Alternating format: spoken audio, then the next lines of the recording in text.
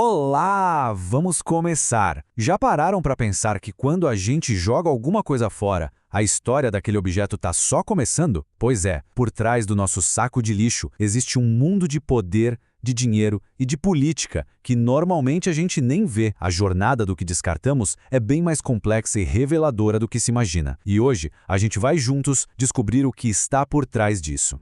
E essa é a grande pergunta que guia nossa análise de hoje. Porque, no fundo, lixo não é só lixo. É matéria-prima, é recurso valioso. E existe uma disputa silenciosa, mas muito intensa, para ver quem realmente controla esse negócio. E, claro, quem fica com a maior parte do lucro. E nessa disputa, a gente tem dois lados bem definidos. De um lado, estão os catadores, organizados em cooperativas, que fazem da reciclagem o seu sustento e prestam um serviço ambiental gigante. Do outro, temos corporações multinacionais, enormes, que enxergam a gestão de resíduos como uma oportunidade de negócio em escala global. Para tentar mediar esse conflito de interesses, o Brasil tem uma legislação, sabe? Uma política pública que foi criada justamente para definir as regras do jogo e, pelo menos na teoria, equilibrar essa balança. E essa política, a chamada PNRS, é super clara num ponto que é fundamental. Ela diz que os catadores e suas cooperativas devem ter prioridade na hora da contratação para coleta seletiva e para a triagem dos materiais.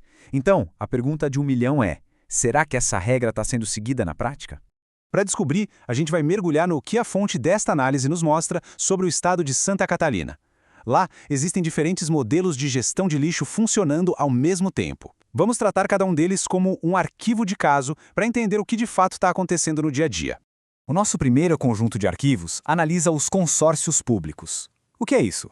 Basicamente, são alianças entre várias prefeituras para gerenciar o lixo juntas. A ideia parece ótima, super eficiente, mas a nossa investigação precisa ir além e ver o que os dados realmente revelam. Olha, o que é mais interessante aqui é justamente o que não está na tabela. A gente vê a enorme distância entre o que se diz e o que se faz. O CIRHUS, por exemplo, doa um material reciclável, mas não informa quantos catadores participam ou quanto eles ganham. O Sinvif fala muito de tecnologia, mas quase nunca menciona os trabalhadores. Já o Coenco até incentiva as associações, mas não tem dados concretos sobre elas. Uma palavra se repete em todos: opacidade. Falta transparência. E essa citação da fonte resume o problema de forma perfeita. O trabalho é feito, o lixo é reciclado, mas as pessoas que estão ali na linha de frente, os catadores, eles são praticamente invisíveis nos documentos oficiais.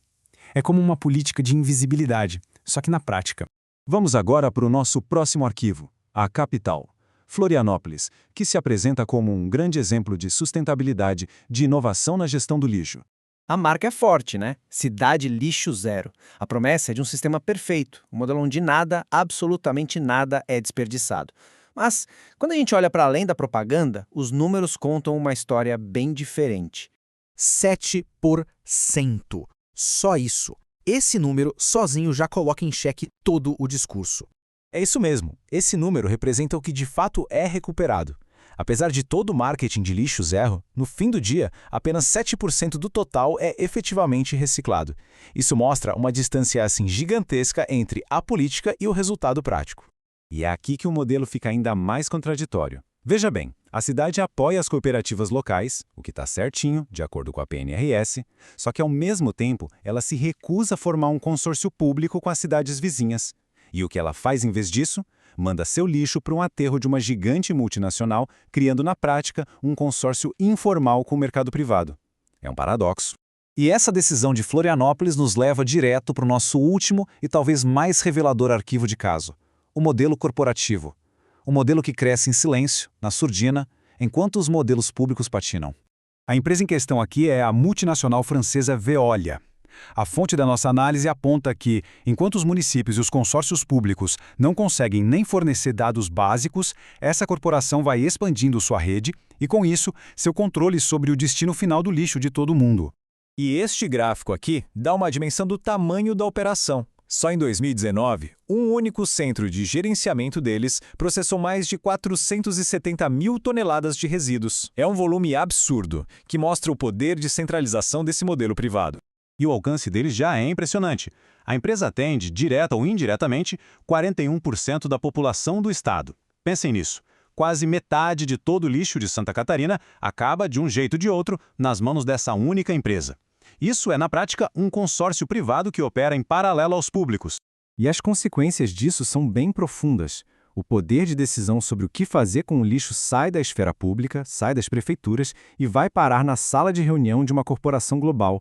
E o mais importante, ao contrário do poder público, esse modelo privado não tem nenhuma obrigação legal de priorizar os catadores, como manda a PNRS.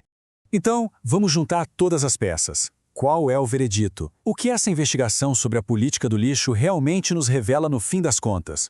A conclusão que a fonte nos apresenta é que o maior problema não é a tecnologia, não é a logística. O problema central é a falta de informação, é a opacidade. O que a gente não consegue ver é tão, ou talvez até mais, importante do que aquilo que é mostrado. Essa falta de transparência não é um caso isolado, é sistêmica. Em quase todos os modelos públicos, as mesmas perguntas cruciais ficam sem resposta. Ninguém sabe ao certo quantos trabalhadores estão envolvidos, quanto eles ganham, quais são os resultados reais da reciclagem. Fica tudo no ar. E aqui está o ponto-chave. Essa falta de clareza dos sistemas públicos não é um problema passivo. Ela cria o cenário perfeito para que o modelo corporativo, que já é por natureza mais fechado e focado no lucro, avance e ocupe todo esse espaço. A falha em ser transparente abre a porta para um sistema ainda menos transparente. E assim, a análise nos deixa com uma encruzilhada, uma escolha fundamental para os gestores públicos. De um lado, a opção de abraçar a transparência, de jogar limpo e cumprir a promessa da lei, que é incluir e fortalecer os catadores. Do outro lado, do outro é continuar deixando as coisas como estão, e com isso, entregar o controle de um setor estratégico para um jogo de negócios onde os trabalhadores mais vulneráveis, à base de tudo, simplesmente não são convidados para sentar à mesa. É uma questão para a gente pensar na próxima vez que for fechar o saco de lixo.